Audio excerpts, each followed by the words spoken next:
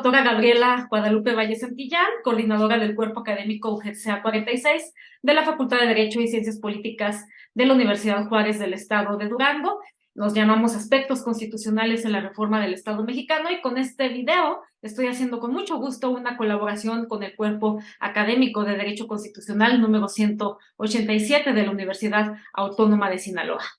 El tema que quiero abordar con este video se llama Estado Social y Democracia, y la idea con los comentarios que voy a hacer al respecto es contextualizar un poco, hacer una breve reflexión sobre tales tópicos en América Latina. El hecho de que una nación posea una constitución, inclusive una constitución de tipo formal, rígida y escrita, es decir, plasmada en un documento que codifica reglas y principios que vinculan jurídicamente a una sociedad y sus instituciones desde un plano de superioridad normativa, ello no significa por sí solo que esa nación sea auténticamente democrática, así que ojo con esto. Los países de América Latina, por su propia historia y su génesis constitucional vinculada directamente con Europa, en virtud de la colonización, se encuentran incorporados a una matriz jurídico-política occidental que ha sido alimentada a través de los siglos por las familias jurídicas romano-germánica y del common law.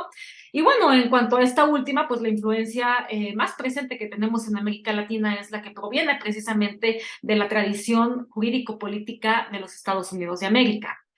En ese sentido, se podría afirmar que actualmente los sistemas jurídicos de Latinoamérica son sistemas de tipo mixto porque se han nutrido estos de una serie de elementos formantes y criptotipos que corresponden a una diversidad de instituciones, métodos, procedimientos, tradiciones y actitudes del bloque occidental que se han ido adaptando y adoptando en cada sistema de manera muy peculiar acorde a las características y al contexto en cada uno de estos países latinoamericanos,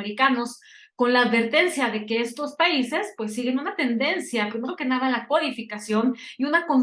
también una constante recurrencia a las reformas constitucionales, a los procedimientos de reforma constitucional en aras de perseguir los fundamentos de un modelo de Estado constitucional y democrático de derecho, o de al menos para producir los mayores beneficios políticos, sociales, económicos dentro de sus estructuras.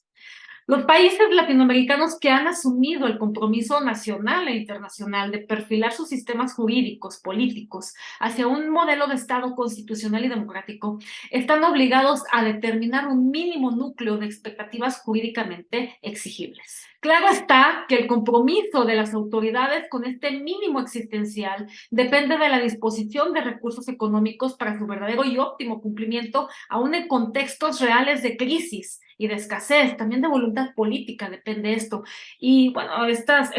situaciones de crisis y escasez, pues es lo que tenemos a la orden del día. Y México, que por supuesto no es la excepción. Lograr esta optimización de los derechos o congruencia entre texto constitucional e inclusive respecto de textos convencionales, de tratados internacionales, convenios en el ámbito internacional, en materia de derechos humanos, estos textos, texto constitucional o texto convencional y la realidad en contextos de democracia endeble y problemas sociales recurrentes, pues no es nada fácil y es todo un reto para las naciones latinoamericanas.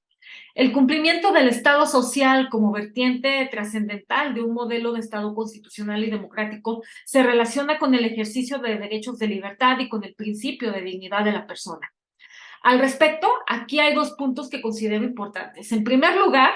hay que entender que los derechos fundamentales, o sea, los derechos de libertad y los sociales, que son al mismo tiempo prestacionales, derechos prestacionales de dar, de proveer, de satisfacer, no son absolutos y pueden ser objeto,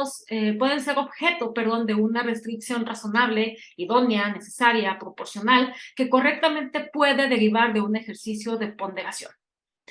En segundo lugar, que cuando se aplica una inversión a un derecho con el objeto de impulsar su satisfacción y cumplimiento, es inevitable un cierto grado de detrimento en la satisfacción y cumplimiento de otros derechos, lo cual es natural y razonable dentro de un parámetro de constitucionalidad y, ojo, también dentro de un parámetro de convencionalidad en materia de derechos humanos, cuando esta consecuencia se da a través o como resultado de un adecuado ejercicio de ponderación de principios. Les recomiendo una obra corta, es un libro cortito, pero muy padre, digerible y muy ad hoc a lo que estoy comentando. De hecho, es fundamento de lo que les estoy diciendo. Esta obra es del destacado profesor español Francisco Javier Díaz Reborio y se llama El coste económico de los derechos, su interpretación y garantía. Y este libro lo encuentran de manera gratuita, lo encuentran open access en Internet. Estos dos puntos hay que tomarlos muy en cuenta, sobre todo cuando se hace referencia al efecto dominó, ese efecto dominó que significa o atiende precisamente a las características de interdependencia e indivisibilidad que son propias de los derechos humanos, y también cuando se hace referencia al incumplimiento cíclico de derechos ocasionado por restricciones que no son válidas constitucionalmente ni convencionalmente, porque se trata de restricciones, incumplimientos e insatisfacciones que no obedecen al principio de proporcionalidad en sus tres subvertientes, que son la idoneidad, la necesidad y la proporcionalidad en sentido estricto. Pero bueno, considero que de manera material y preventiva, o sea, antes de que controversias por incumplimiento de los derechos lleguen a las instancias jurisdiccionales, las autoridades que no son jueces y que les corresponde la implementación de políticas públicas, por ejemplo, las autoridades administrativas, y que también les corresponde implementar acciones específicas de tipo prestacional, pueden realizar ejercicios de coste-beneficio y de ponderación en el ámbito de sus competencias con el fin de someter a escrutinio determinada inversión o promoción a un derecho con el consecuente análisis de idoneidad, de necesidad, de proporcionalidad estricta en cuanto a los costes y a las restricciones que pudiesen derivar para otros derechos. Todo esto de manera paralela a las actividades de planeación democrática, porque eso también es muy importante, la planeación democrática, el presupuesto público, la gestión del desarrollo social y la fiscalización de los recursos públicos.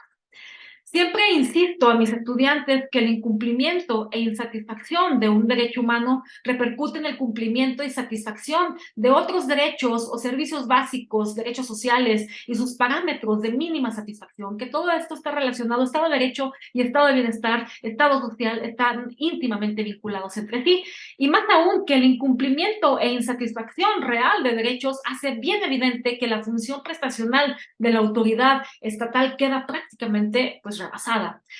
se queda muy, muy corta, ¿no? Y bueno, con esto concluyo esta reflexión y este video sobre derechos sociales y democracia. Espero que los comentarios les sean útiles y que nos sigan tanto al cuerpo académico UGED-CA 46 que coordino, de la FADER y CIPOL de la UGED, así como también al cuerpo académico de Derecho Constitucional número 187 de la Universidad Autónoma de Sinaloa.